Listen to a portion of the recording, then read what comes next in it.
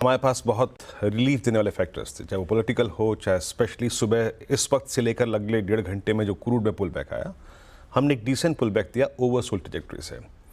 But इस कल के पुल बैक का टेस्ट ऑफ स्ट्रेंथ आज होगा आशीष, जिसे कहते हैं टेस्ट ऑफ स्ट्रेंथ। क्यों, मैं बताता हूँ। मैं देखिए, आज भी फोर्सेस जो हैं वो हमारे हक में है, चाहे वो यूएस मार्केट हो, चाहे वो क्रूड हो, पॉलिटिकल जो भी कह लीजिए। बट पॉलिसी को हमें नेविगेट करना है कि यहाँ के आउटकम को बाजार कैसे रीड करेगा और हमें उसे कैसे रीड करना चाहिए।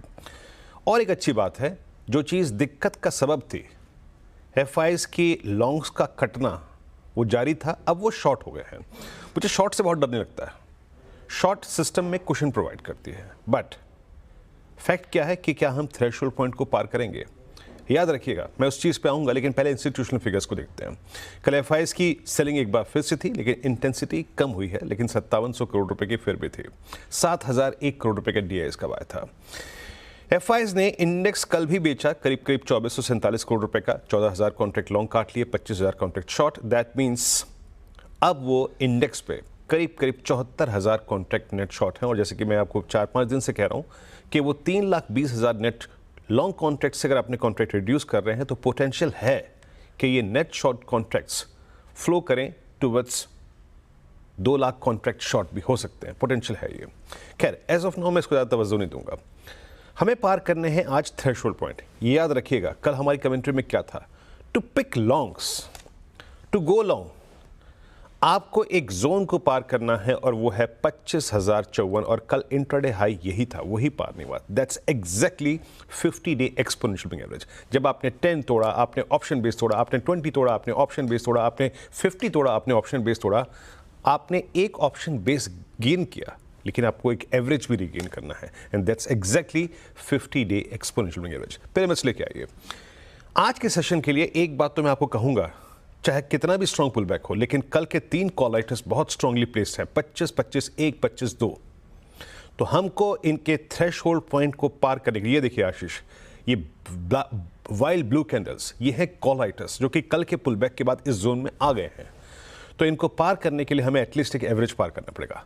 लेवल्स लेके आइए, 25,054 और 25,131। अगर आप इस ट्रैजेक्टरी के ऊपर टिक गए, अगर आप इस ट्रैजेक्टरी के ऊपर टिक गए, तो मैं एक लॉन्ग ट्रेड पिक करूंगा, थोड़े से एक छोटे से स्टॉप लॉस के साथ, ट्रेलिंग स्टॉप लॉस के साथ, फॉर ए स्विंग टुवर्ड्स 254। ये एक पिवट पॉइंट है, लेकिन उसके बाद जो चीज़ है 336 एंड 395, दैट्स एग्जैक्टली 10 और 20-डे एक्सपोनेंशियल मूविंग एवरेज। वहां जाके एक बार फिर से इस पुल बैक का कैरेक्टर डिफाइन करने की कोशिश करेंगे। बट एज ऑफ नाउ ऊपर की समरी ये है, अगर ये RS1 फेल हो गया, इट मीन्स सिंपली दैट अभी इंडेक्स ऊपर जाने को राजी नहीं है।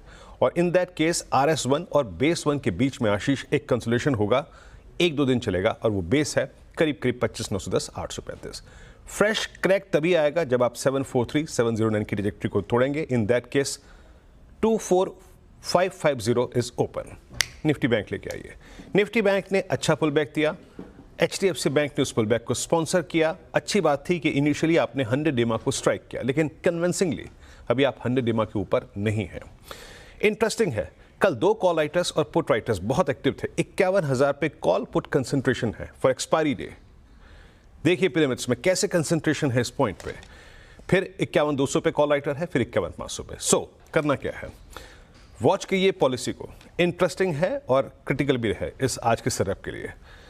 अगर बैंक निफ्टी 51,210 की ट्रैजेक्टरी को पार करता है, जहां की पहला कॉल राइटर है, इन दैट केस लेवल्स लेके आइएगा, in that case a swing towards 388 and 537 or might be 609। मतलब पॉलिसी से क्या बाहर निकलता है, पॉसिबल है, but level to level trade कीजिएगा।